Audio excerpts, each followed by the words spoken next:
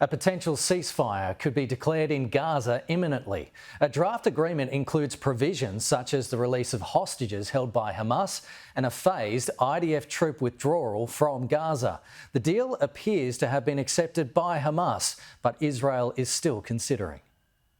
On Sunday, the United States, Qatar and Egypt put forward a final proposal. The ball is now in Hamas's court. If Hamas accepts, the deal is ready to be concluded and implemented. I believe we will get a ceasefire. Alistair Bunkle reports from Jerusalem.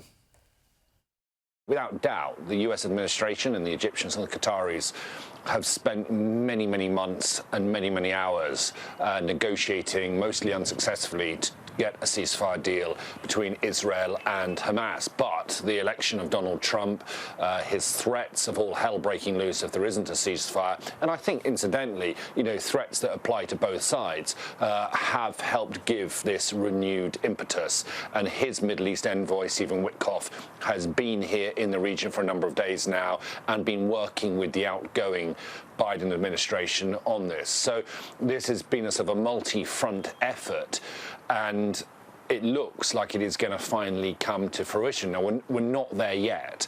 And today the negotiations have been ongoing to try and, bring it to a close, to try and get an official agreement between two sides. There's been reports that Hamas have signed it off. That hasn't been officially confirmed.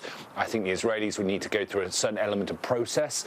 If it gets to that phase, the cabinet will need to approve it.